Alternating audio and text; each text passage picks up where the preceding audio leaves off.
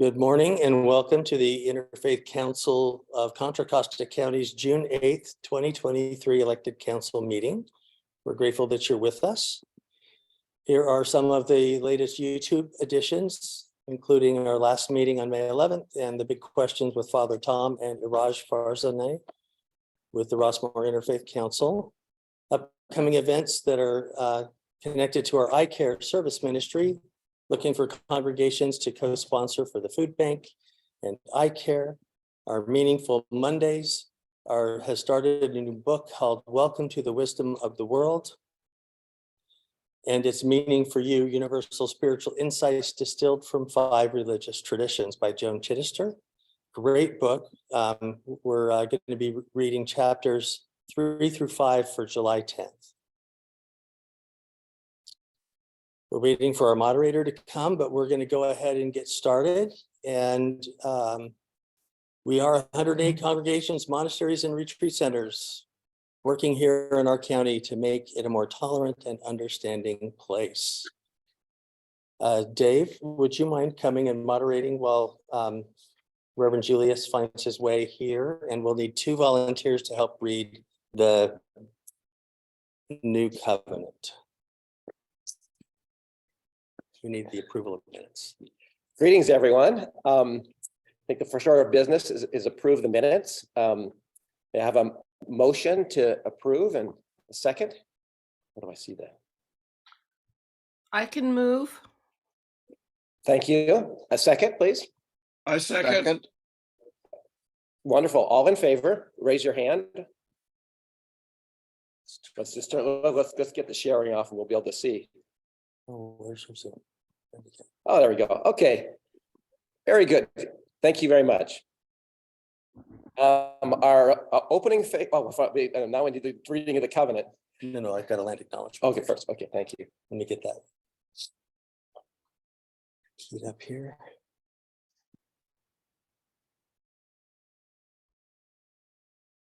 This month is June and it is Pride Month. And so we're going to learn about Two-Spirit folk. That is an umbrella term that Native Americans use for people of various gender identities and gender expressions, as well as sexual orientations. And so let's watch this informative video. All right, let me just read it really quick. Two-Spirit, one more time. Though the label has only been used since the 90s, the concept of the Two-Spirit is something indigenous groups have identified with for centuries. But what does Two-Spirit actually mean, and where does it come from?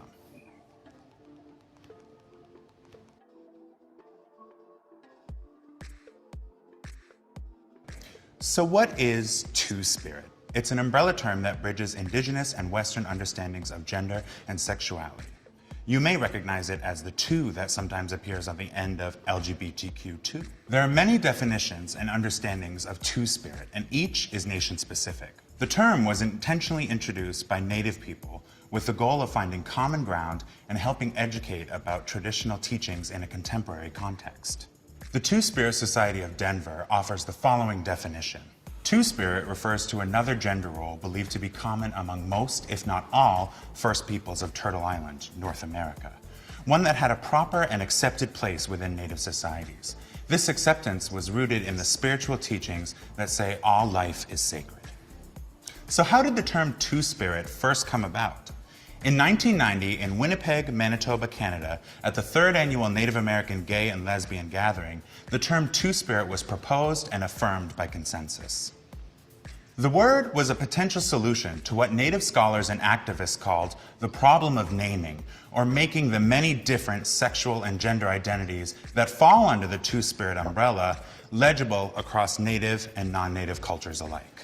For example, to illustrate the diversity of meanings that Two-Spirit contains, consider the following. In Lakota, the word winkte means to be as a woman and refers to two-souled Lakota people who transgress boundaries of gender from what may be considered male to female. In Dene, nadlehe means those who transform and refers to one of 4 separate genders: masculine-feminine, masculine-masculine, feminine-masculine, and feminine-feminine. Each gender has its own word in the Dene language. And those are just 2 nation-specific examples. There are so many more. Each nation's understanding of gender and sexual diversity is different and grounded in specific spiritual beliefs.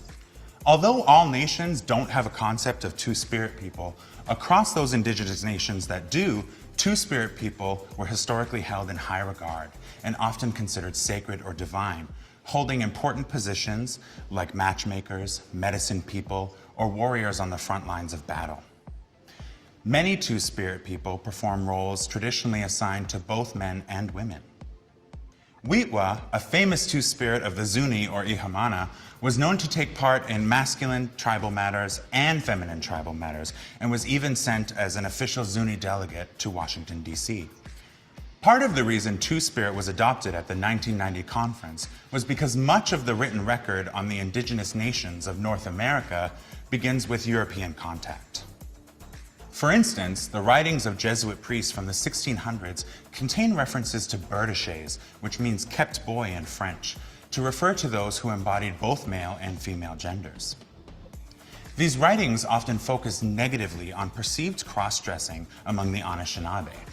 The term is not only inaccurate in that it projects a European understanding of gender, but is widely considered pejorative by natives.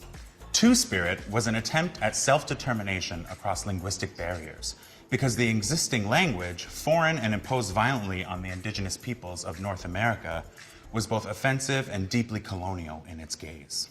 European colonizers imposed homophobia, rigid binary gender roles, and misogyny under the guise of civilizing indigenous people through the Christian tradition in residential schools and beyond. As a result, indigenous people were robbed not only of their land, but of their spiritual traditions and way of life regarding two-spirit people. Many nations came to forbid and punish two-spirit unions and self-expression. As recently as 2004, Kathy Reynolds and Dawn McKinley, two Cherokee women in Tulsa, Oklahoma, attempted to marry under tribal law, setting off a convoluted legal battle with serious political and social implications. The two were thrust into the spotlight against their wishes and became instant public symbols of the battle for two-spirit rights under tribal law. The Cherokee tribe is the second largest in the US. Although they were granted the right to marry, the decision to issue them a marriage license was soon challenged and led to a tribal law declaring that a union was to be between a man and a woman. Eventually, in 2016, the law was overturned. By that time, a wider cultural shift had taken place, both outside of and within the Cherokee Nation. In recent years, many Native people are returning to their two-spirit traditions as a way to heal from the injustices the American colonial project has visited upon their ancestors and traditions. In 2011, the first known U.S. two-spirit powwow was organized by the Bay Area American Indian Two-Spirits. Since then, powwows honoring two-spirits have been held in Montana and Kansas. And in March of 2017, the largest powwow in the US, the Gathering of Nations, honored two-spirit people during its grand entry.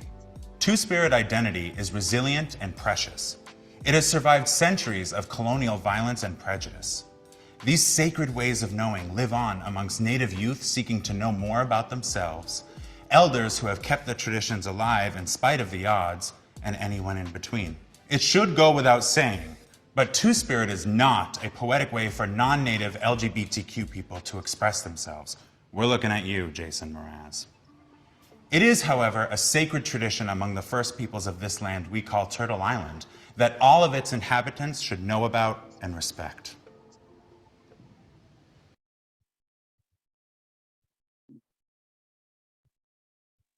Carolyn, did you have a question, or did you want to volunteer to help read the covenant?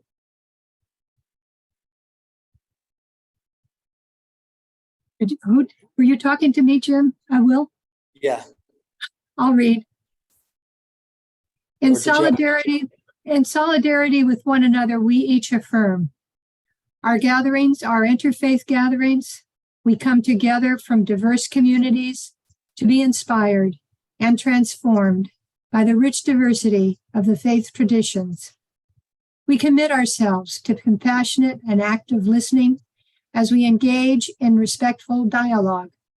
We welcome those who might differ from us, seeking their wisdom and insights. Each of us shares in the privilege of growing in interfaith love and understanding, are working together for a common cause brings us together in peace. Do you want to keep reading or does someone Sure. else? I'll read. Oh, go ahead, Dennis. We are responsible for the work and outreach of the Interfaith Council of Contra Costa County. The governing board provides necessary oversight and will be attentive to the elected council's ideas, wisdoms, and suggestions. We will strive to support and participate in the various outreach programs sponsored and supported by the Interfaith Council. We hold ourselves to the highest ethical standards as we grow together in trust and respect for one another. Our time together is a practice of interfaith understanding, cooperation, and respect. We hope our time together will bless one another, our community, and the world.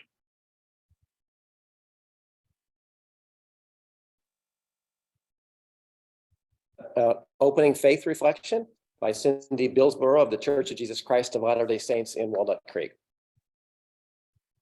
Thank you.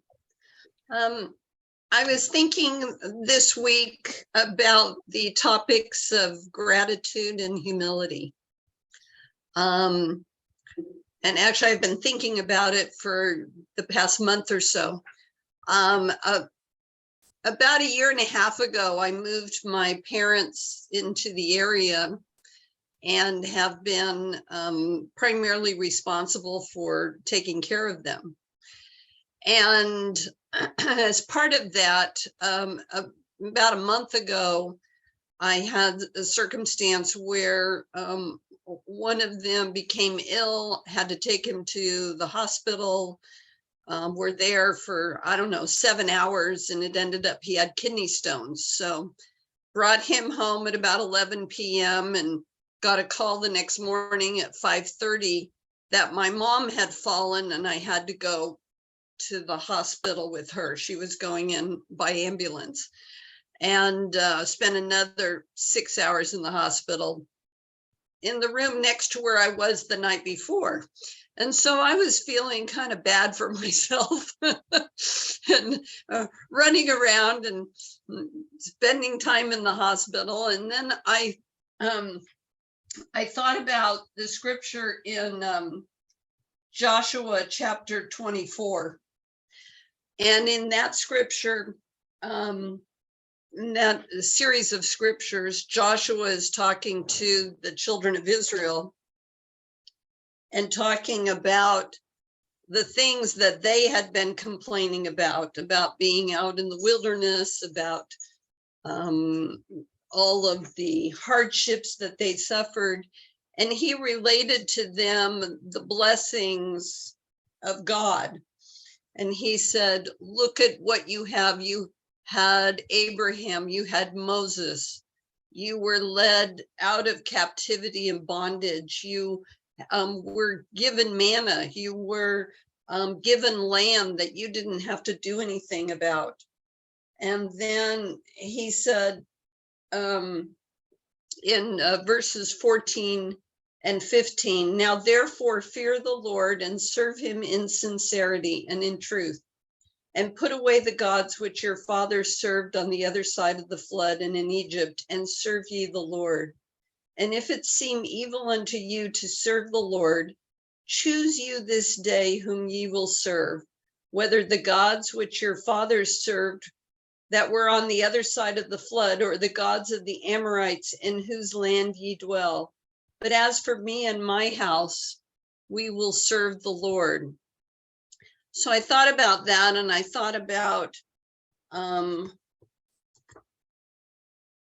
faith and service and gratitude for the things that I had. And I thought about, there's very few people that at my age, I'll be 67 this year, so at my age, that I have both of my parents still alive, and that they live near me, and that I can be conversant with them, and that I can serve them as they served me throughout my life. I am grateful for the blessings in my life, and I think that serving them, being part of this group, all the things that I am involved in are all part of faith and all part of worship and blessings that I receive. It's not, faith is not just going to church. It's not just meditating. It's not just reading or thinking about God.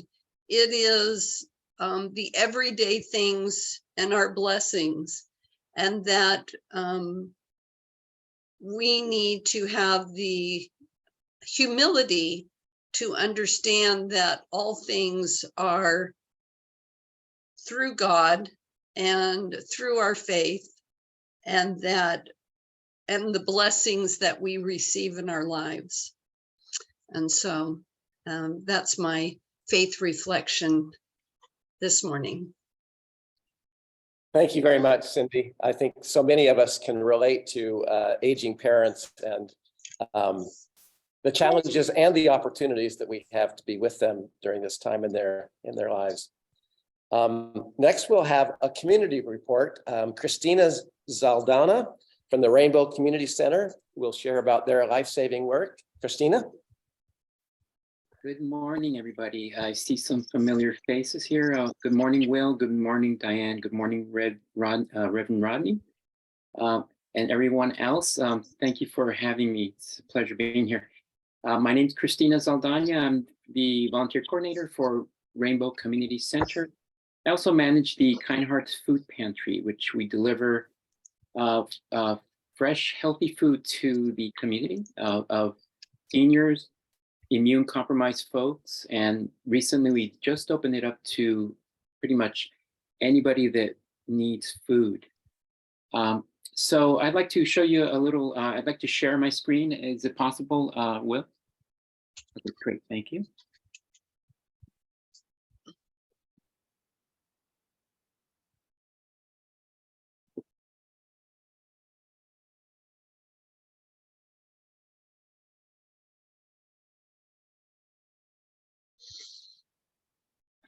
So we are looking forward to our Pride event, June 17 at Todos Santos Plaza. We hope to see everybody there. We just recently celebrated at Clayton Pride, the second Clayton Pride event. And that was beautiful. There was families, just colors everywhere. It was filled with a lot of folks. I'd like to start with mentioning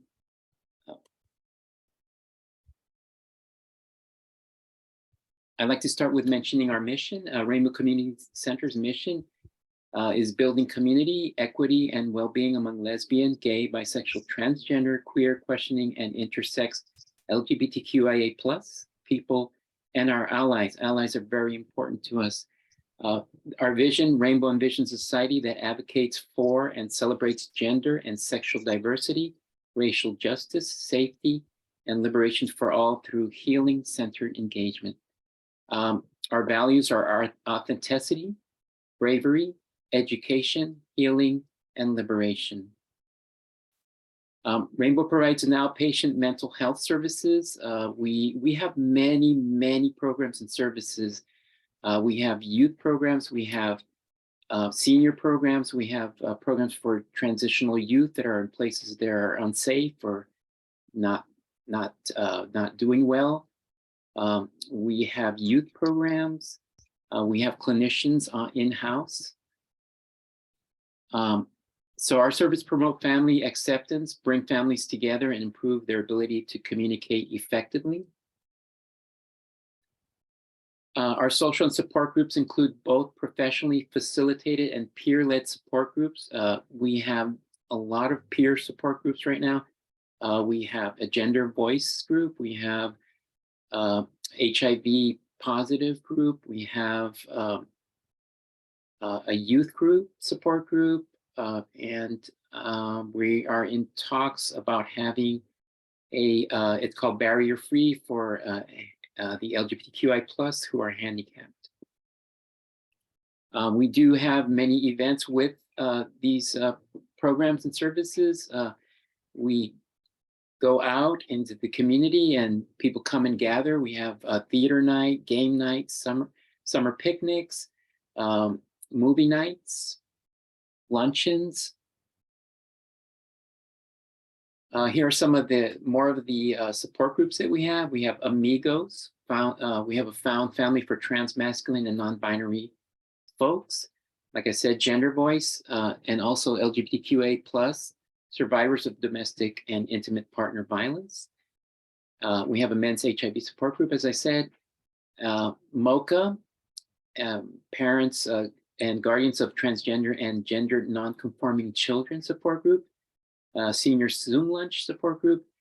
Social Guising, which is just males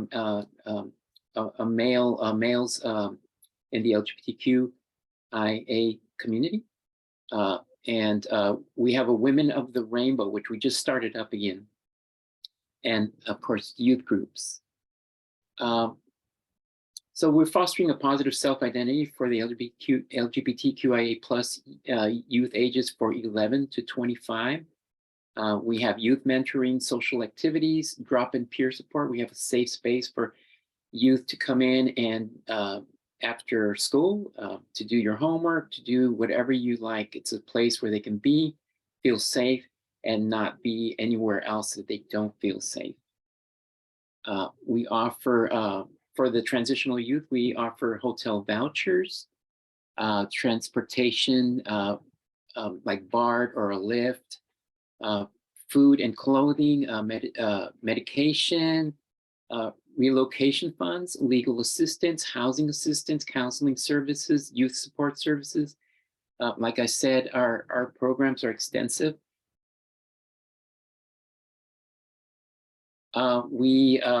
In our senior programs, we have senior lunches, social groups, youth and senior events, outings, friendly visitors, where we have our volunteers come over, and it's a wellness check-in to see, especially during COVID. We were closed down, but we were still calling up our seniors and making sure that everything was okay, asking them if they needed anything in regards to, medically, anything, maybe a shopping list. And by the way, I am the volunteer coordinator. So any of these programs and services, we do need volunteers.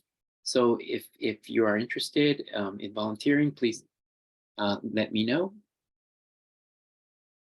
So we also have a food pantry, which, like I said, I'm the manager of the food pantry. We deliver food every second and fourth Wednesday of the month. And it's just 1 hour out of people's time if you're volunteering. These are fresh, healthy food for immune compromised folks or the senior citizens in the community.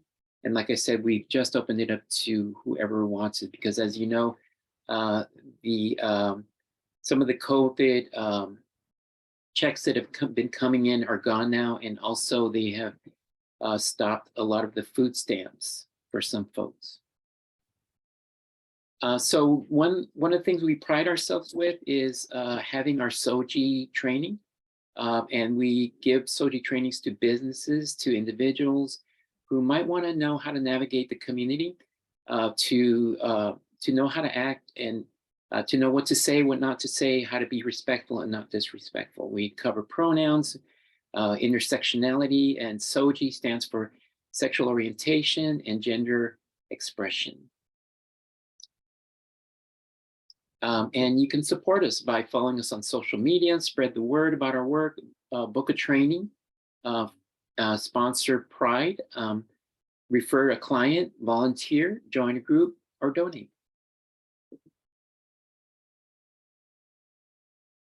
And that's what I have to say. I'm really looking forward to seeing everybody at June 17, our Pride event at Todos Santos Plaza. Thank you. Presentation and to share the broad array of services at Rainbow Center. We've got a few minutes in our agenda. Does anyone have any questions for Cristina that you'd like to pose? And while you're thinking about that, I have a question for you. Yes.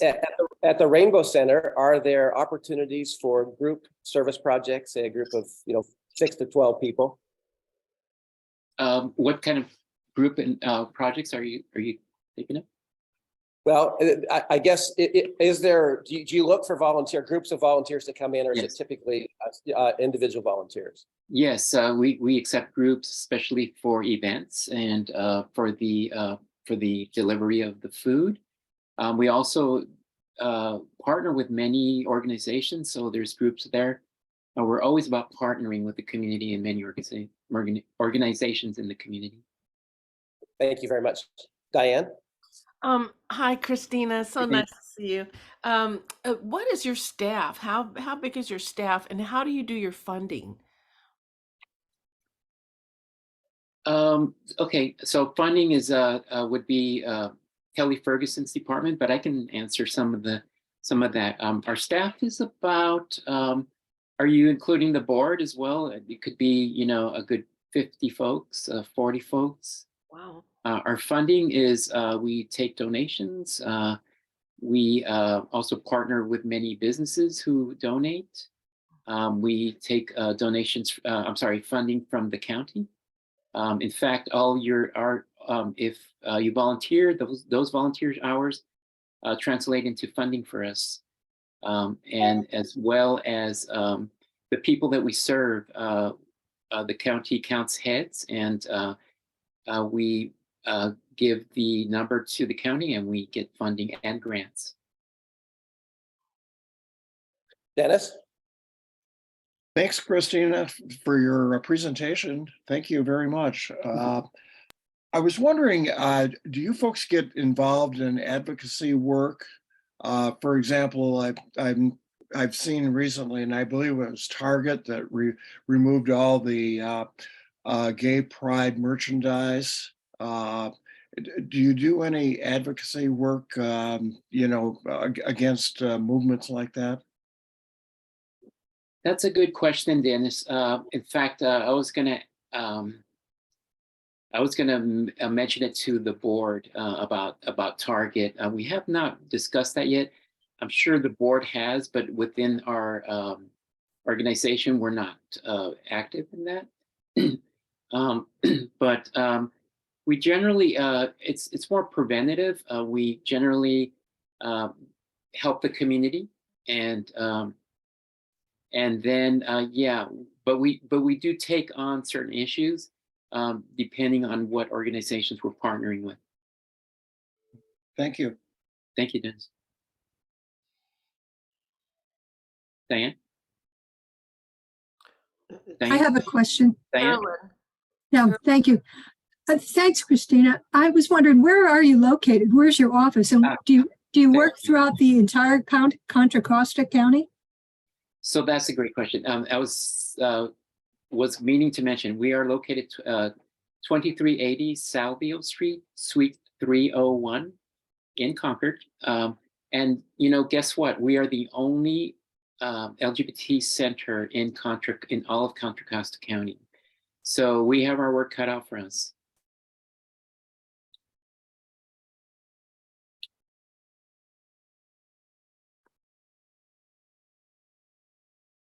Christina, approximately how many people are you serving? What you'd call clients that come into your facility?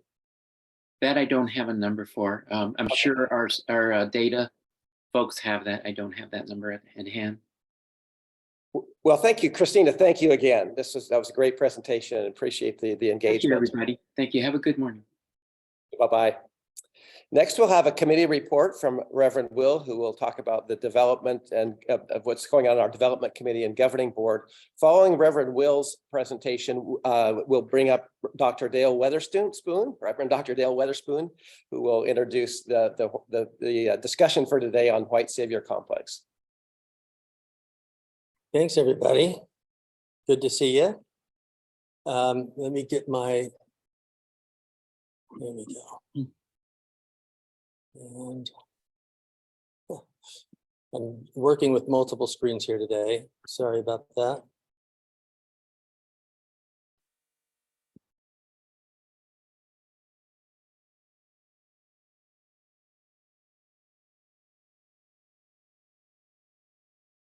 Is that right? There we go. All right. So we watched that video. We've done our covenant. And thank you, Cristina Zaldana from Rainbow Community Center. We have partnered with them on Transgender Day of Remembrance services the last couple of years and Transgender Day of Visibilities events in Civic Park in Walnut Creek. Transgender women of color are the most murdered group in our country. And so we've been co-sponsoring some of those events to help our congregations learn about that. And thank you for Cristina in that partnership. Our development and governing board report, I just wanted to lift up that you've seen in the agenda that we have a $20,000 matching gift that we're using this summer to try to attract more giving. We're well behind on our giving from both individuals and congregations. So if you can encourage your own congregation to make a gift, encourage them to do it soon so it can be a part of the $20,000 matching gift. And help us refill our funds so that we can keep our important work going. We did a rapid response to the Antioch police, and you can find that online on our website as one of the posts on the homepage. But you can also use that link that's in your agenda to be able to find that. And there is a group called Reimagine Antioch that's been starting to meet and conversing with folks in the faith community. And I was the only person from a faith community at their first meeting. So if there's anyone in East County that wants to be a part of those conversations, please let me know. And I will connect you with the Reimagine Antioch group, which is organizing to be able to work with the county DA and address the issues going on with the texting and the racism inside the police department, which has been an issue for decades, actually. Reverend Julius.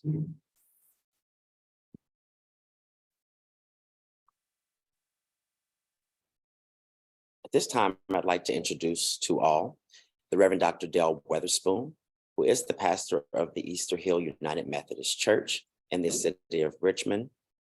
Dr. Weatherspoon is a well-known community advocate, has done quite a bit of work with the GRIP program there in Richmond as well. And I've been privileged to do some work with him. It gives me great joy to introduce him to and present to all the Reverend Dr. Dale Weatherspoon. Receive him at this time. Thank you, Reverend Julius. Can everyone hear me? I hope. All right, turn my volume up just a little bit. Thank you for the opportunity to present this morning, and really want to thank Dave and Terry. They called me up one day to talk about what they had called White Savior Complex. And we thought we were going to have about a 10-15 minute conversation, and it turned out to be almost an hour.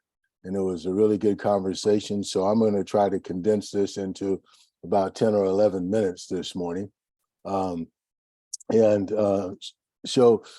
let me begin by just saying it became clear to me in the late 1990s when I was working with the New Church Start in Virginia. And it was a new church start, and our membership was primarily those that were living in shelters, living on the streets, and living in low-income housing projects. And with that particular membership, we had issues of addictions and mental illness and all of those accompanying issues.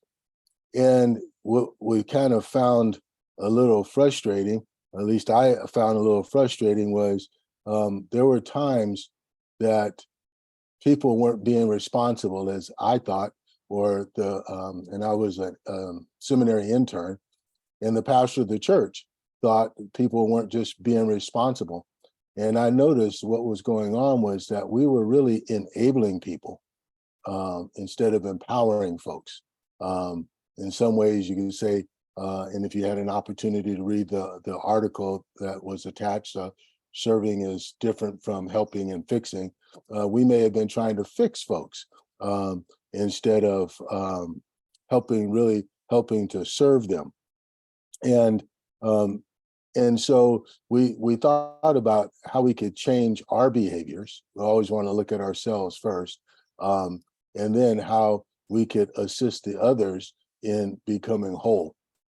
And I will give you what I learned was, how do we do with others instead of doing for and to others? And that's a big difference. How do we do with? And I'll give you two, maybe three examples. One of my jobs as a seminary intern was to drive and pick people up on Sunday morning to bring them to church. And so I was living on campus in Washington, D.C., and I'd get up early to drive to the church in Virginia to get the van and then start driving to go pick people up. And I would knock on the doors and, well, I'm not going to church today.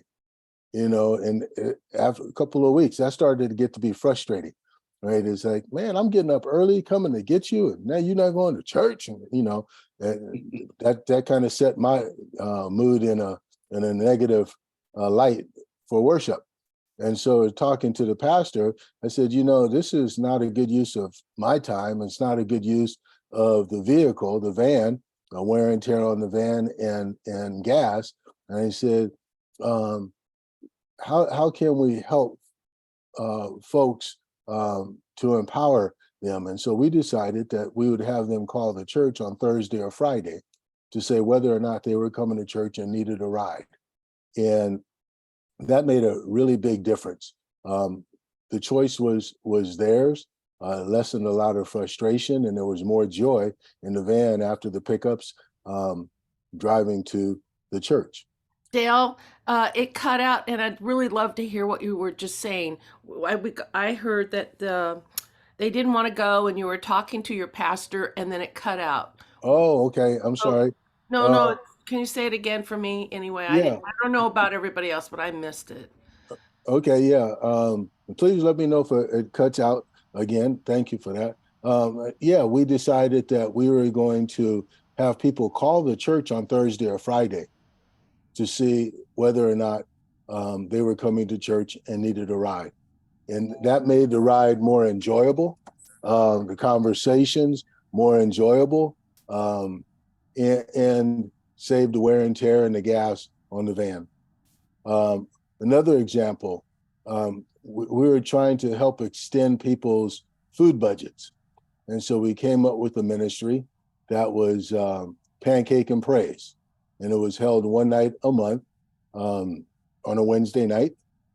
And this church, Rising Hope, didn't have its own facility. So we had to be able to use another facility, another church.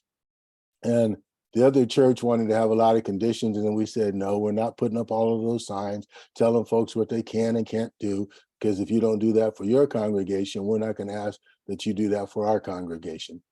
The meal was simple: pancake, sausage, fruit, some kind of fruit. And what we did was, at the stations, we had folks from church members standing alongside the community folks. And so it was a way to empower our membership that was living on the streets and in shelters to help do the cooking and preparing the food and serving the food. And as folks stood next to each other that didn't know one another, we got to know each other. We got to be able to share stories with one another. The first hour was an hour of sitting and eating with one another. And after that hour, we all worked together to break the room down, to reassemble it in a way that we could have testimony and praise time. And so again, we could have easily asked for volunteers from the community churches to come and do the setup, do the serving. We would have been doing for and to instead of doing with. Okay. And that Pancake and Praise turned out to be really a wonderful time. We got to hear stories of how people came to be living on the shelters or be living on the streets, which helped debunk some of the myths. Not everybody's lazy. We started to learn about the systemic injustices and the systemic racism that would cause people to become homeless. One $80,000 a year engineer who lost his job ended up losing his losing his marriage, losing his home, and then losing his marriage, right? And all of those things. And so it helped us to do some work around advocacy and justice. And so again, we want to do with someone instead of doing for someone. It is about knowing our whys, if you will.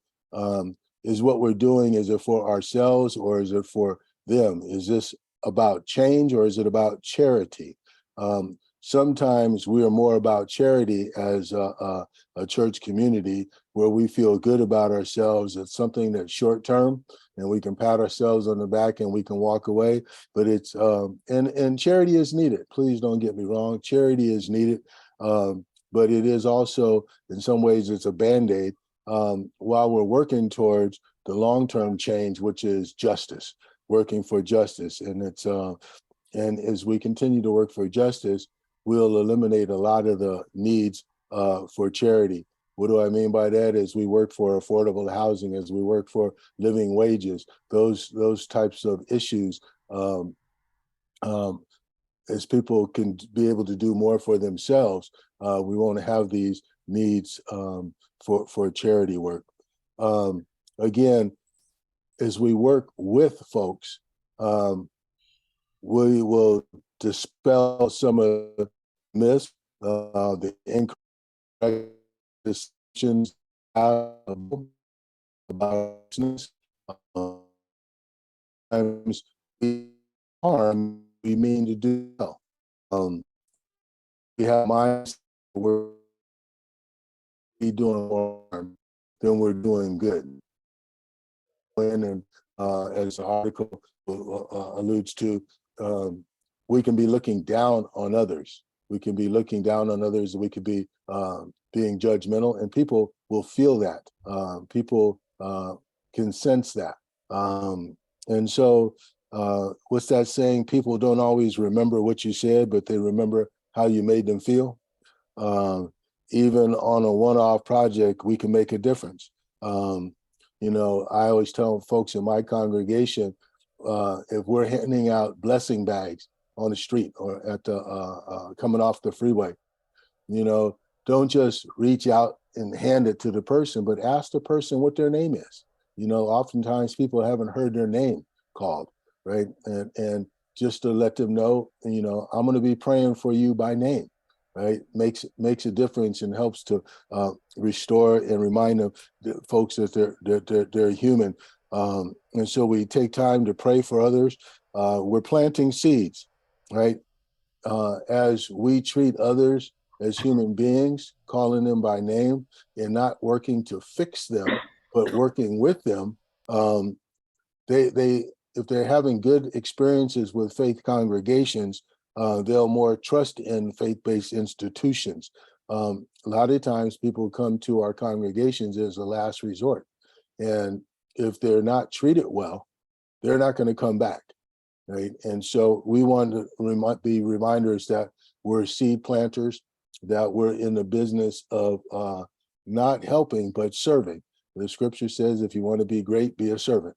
And so we want to be serving alongside of others, that we help bring light into the darkness. We always want to be working to offer words of encouragement. I'm going to stop there because I know we're going to go into groups, but I will ask if anyone has any questions. This is really, as I say, it's really important that we learn how to work with others and not doing for, because people are very capable of doing for themselves. You know, folks are adults, they're not children.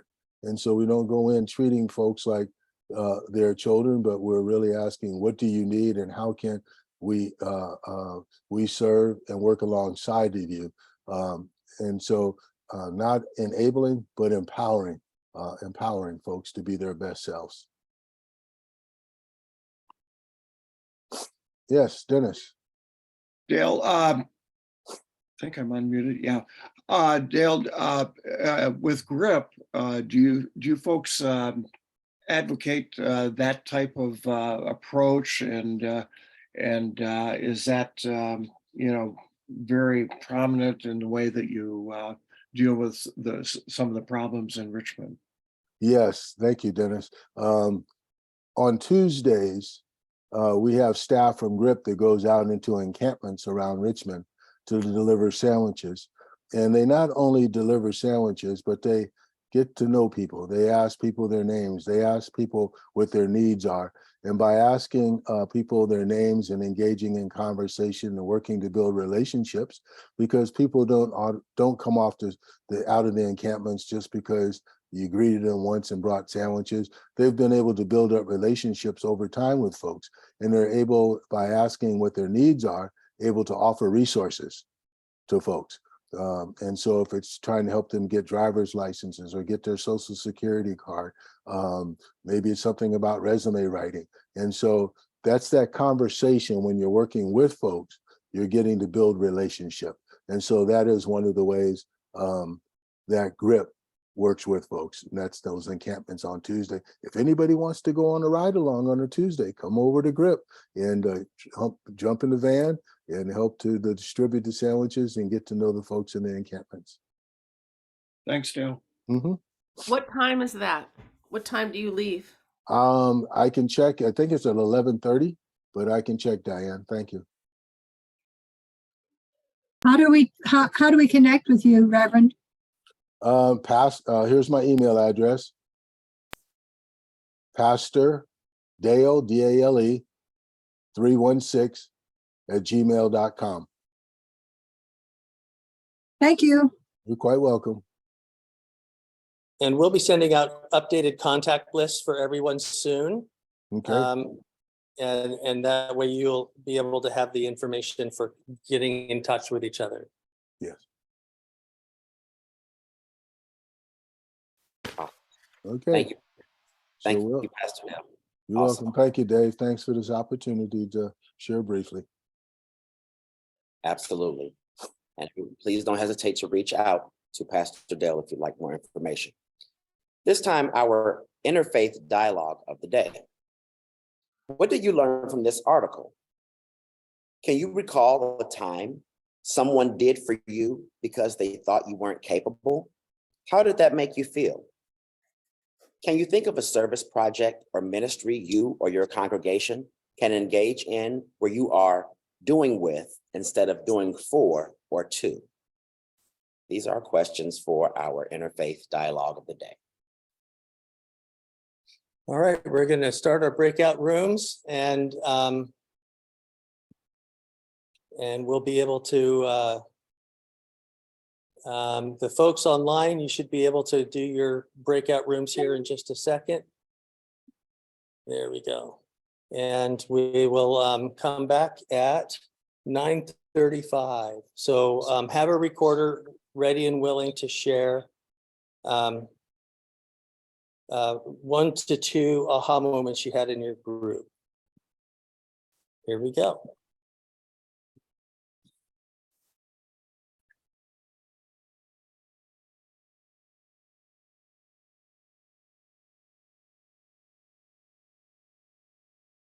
We're back together. Thank you, Cristina, for continuing to join with us and being in the dialogue. We're going to have a report back from our little group that we had here in person, and then we'll call on groups 1, 2, and 3. Nice to see you all. We had a really nice discussion here. The first conversation was around how subtle it is to kind of make the distinction between fixing, helping, and serving. That it really is much more of an attitude than it is really even what you're doing, and just coming in with that appropriate attitude. Then Charlotte shared a really interesting experience. She said when she was in high school, middle school, adult school, thank you. She was in a woodshop class.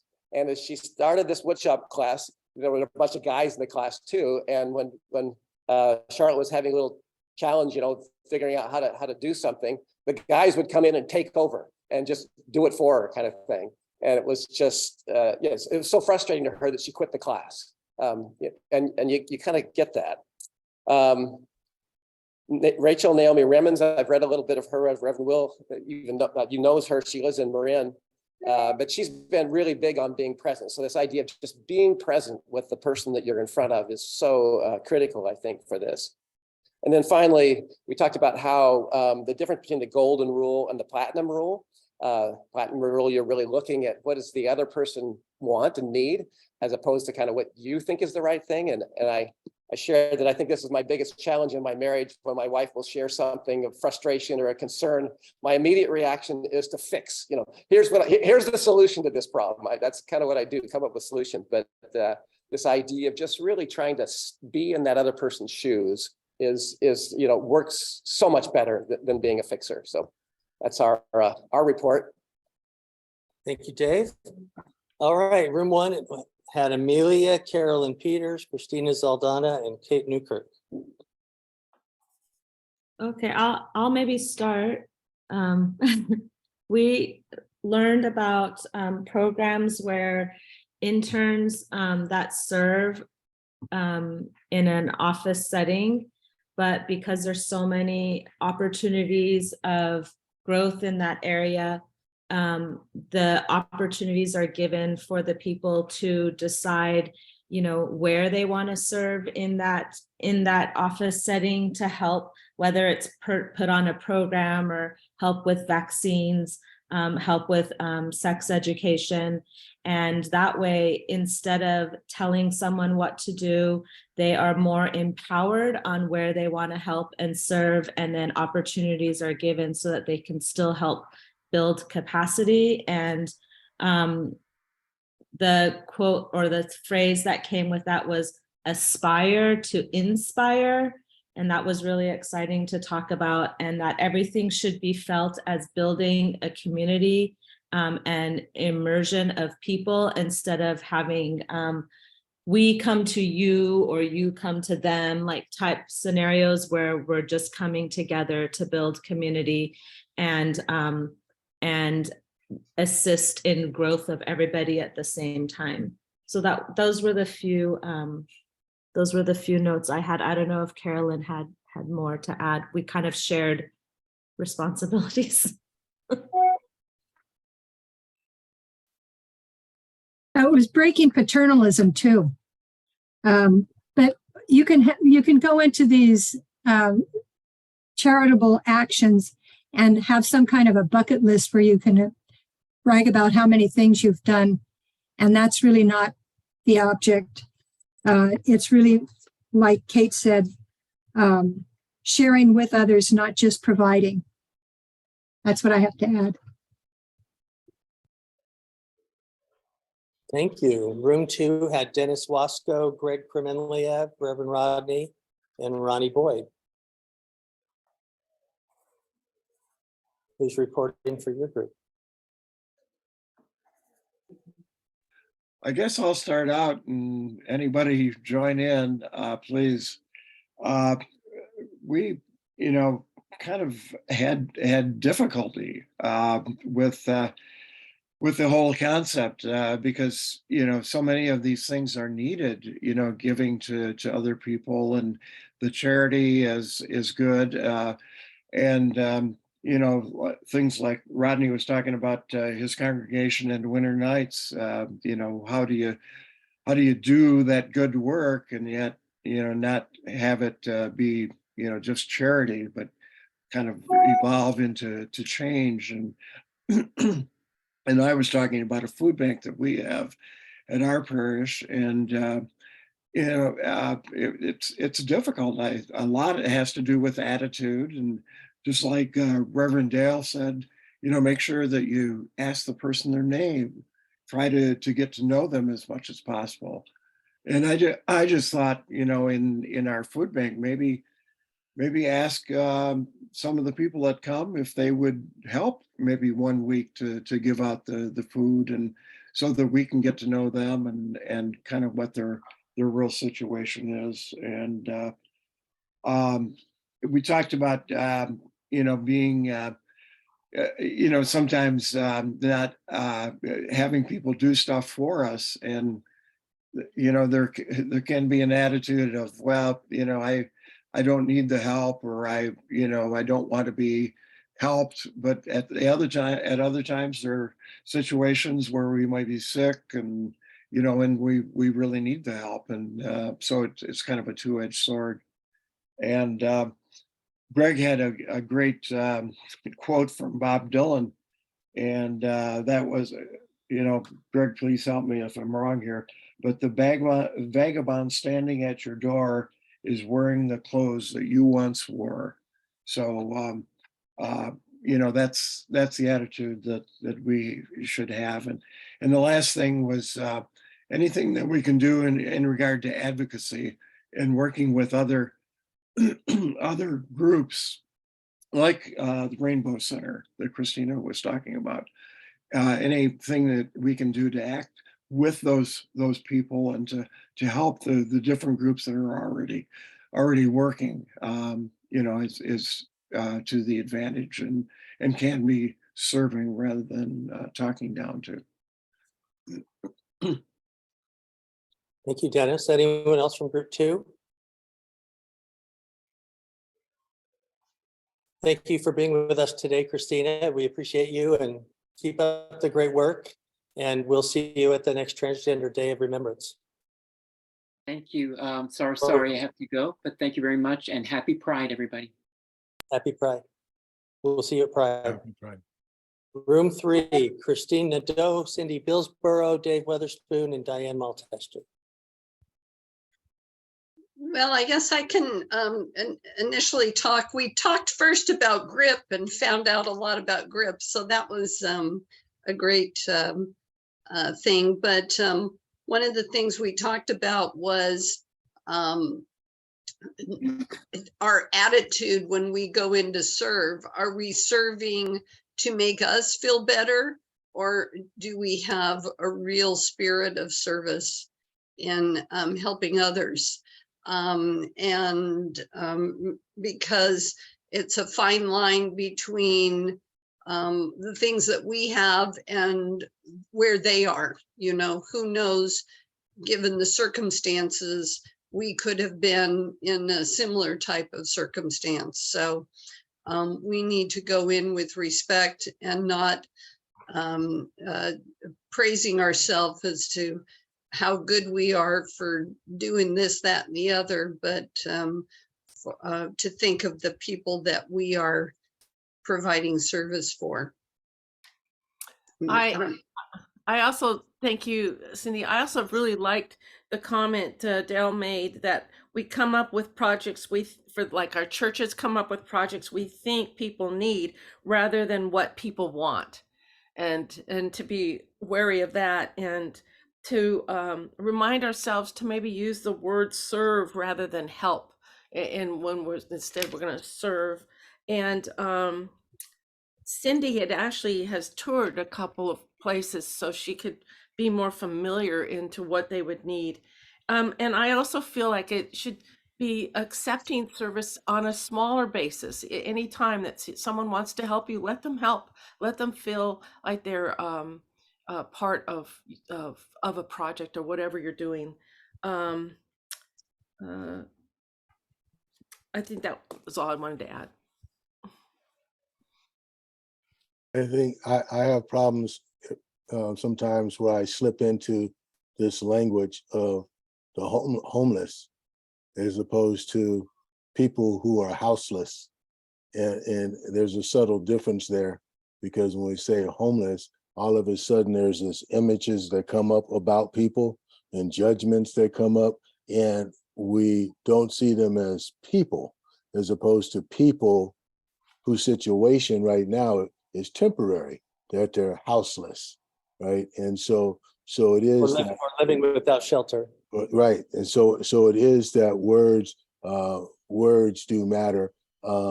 Another is because we're in a country that's so divided, us and them, that sometimes we have to be careful when we say those people, right? Because there's a distinction there, right? We're here and those people, or we're over here and they're over there.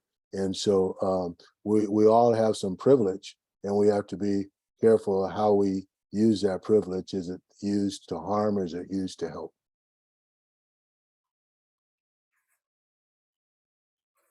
Great sharing. Anyone else like to share anything?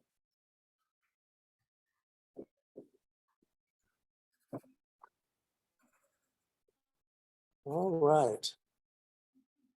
I think we're to our community announcements, and I have some on a slide here I want to share with you first, and then we'll open it up for others.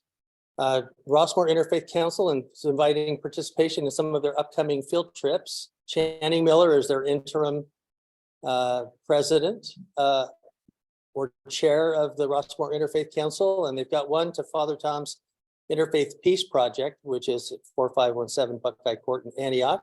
He has one of the best interfaith libraries west of the Mississippi. It really is very impressive. And they're going to be there on Tuesday, June 13th from 1 to 3. There's 3 slots open. And then they're going to take a trip to the Hindu temple in Livermore that some of us were able to visit last year. They're looking for a group of 12. And Channing's email is there, channingmiller99@gmail. If you want to email her to get onto either of those field trips, please do so. And then let's open it back up. Are there other community announcements that we'd like to share? Reverend Rodney. You probably were gonna, so if I'm stealing your thunder, please tell me. But don't forget about Party for the Planet this Saturday. It's a wonderful event that really highlights some great music that will be played by Jim Ocean, a very popular folk musician. And we'll have a ton of family-friendly events at it as well. There's a trashy fashion show where people will be asked to create custom fashions from recycled or upcycled material, and it just would be a nice outing for your family or friends. So please check the Interfaith calendar for more information. But I believe This Saturday at 6 o'clock. Yeah, Saturday at 6, and it will be held at Mount Diablo Unitarian Universalist Church in Walnut Creek. Thank you, Reverend Rodney. Amelia? There is an Race Amity Festival this Sunday, June 11th, from 1 to 3 p.m. in Livermore. And I just submitted that flyer into the I4C website, so maybe it'll be approved to be shown on the website. But it's from 1 to 3 Sunday, June 11th at Las Positas College in Livermore. If you can attend, that would be great. I'll get that up on the website before I leave the meeting. I saw that email, but haven't had time to post it yet.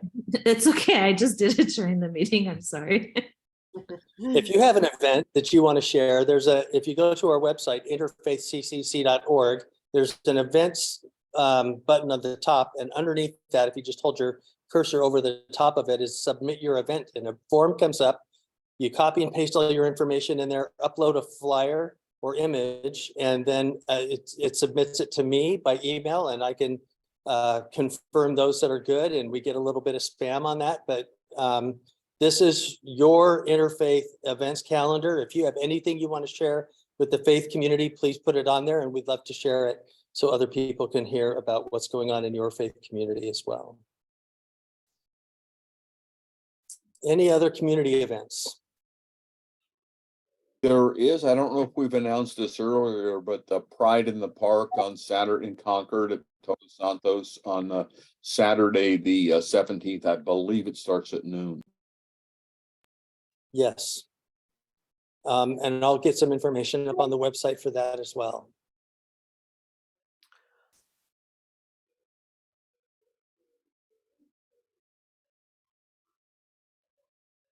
I'll invite you to put September 21st on your calendars. It's International Day of Peace, and we're preparing a special theatrical presentation with Rabbi Lynn Gottlieb, who's put together a special Jewish-inspired theatrical piece about the theology of reparations and where they come from in Jewish theology when they're talking about reparations to Indigenous or Black folk, those that have been targeted by the systemic injustice of our nation.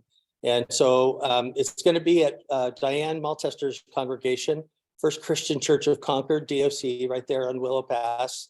But and we'll be getting a flyer out soon, but that's our next big event. We're hoping to have our annual meeting October 8th, and we're still confirming the place, so we'll get some more information to you on that. And there's a few other things coming up, like a retreat on September 10th at San Damiano from 3 to 6 p.m. We had 28 people last Sunday at the retreat that Father Tom led on building the beloved community. And Randy Thomas and I are going to put something together for September 10th that helps us go deeper into interfaith spirituality, where we're actually learning how to pray each other's prayers and sing each other's songs. So that should be a really powerful time together. And might remind you a little bit of a program we did years ago called Chants to Dance, where we started with silence and chants from different traditions, and then ended with universal dances for peace. I think we did that in Borton Hall at MDUUC about 5 or 6 years ago. And it was very amazing to see 30 Buddhist chanters together in a circle around the room, and then hearing different musical and other types of chants from other folks. So we're all done with that piece, I guess. Let me just share some closing remarks, because Reverend Alexandria Spearman. Oh, go ahead, Dr. Dale. Hey, I'm sorry. Some folks had asked about the GRIP encampment, and I did put it in the chat, but they go out on Tuesdays about 11 o'clock, and they're back at 1:30. The main number to GRIP is in the chat, along with who you can call to talk to about the ride-alongs. Okay, thank you. And his phone number's there in the chat as well. And we'll be getting a contact sheet out to everyone soon as well. Sadly, well, not sadly, Reverend Alexandria Spearman, who we thought was available this morning, I forgot that she's not available on Thursday mornings while she's doing CPE. And we're celebrating that she's doing clinical pastoral education, and we're happy that she's able to do that. And that today, so we're sad to miss her, but we understand that that's an important piece for her, sharpening her skills to be able to serve the young people at Juvenile Hall. And our own Reverend Julius, who helped us with the meeting for a portion of it, had to run to a CAB meeting. So I'm going to just give you a blessing as we end our time, similar to what I give to my congregation. And then I'll do some of our announcements in the slide form as we go out. So with the freedom of the children of God, dance like nobody's watching. Love like you'll never get hurt. Work like you don't need the money, and shop with an eye for the needy. Sing like only God is listening, and live like it's heaven on earth, touching those around you with the love, joy, and peace of Almighty God. Do go in peace. Amen. And then I'll just share these announcements as we end our time.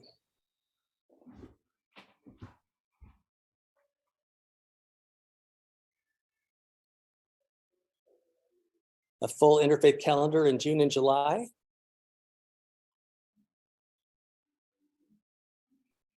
Always look to our YouTube channel to see recordings of this meeting and other interfaith programming that we're a part of, including the big questions from Rossmore Interfaith Council. These are the congregational sponsors needed for upcoming eye care projects. One's on Sunday, August 6th, and one's on September 3rd. The food bank needs B'nai Tikva has already volunteered to co-sponsor, but they need another faith community to get organized for the food bank. And the Baha'is are looking for a partner congregation to work with White Pony Express on September 3rd and November 5th. Meaningful Mondays book is an amazing book. You'll want to join this and read it, whether you're able to join us for the conversations or not. Welcome to the Wisdom of the World and its meaning for you from Sister Joan Chittister.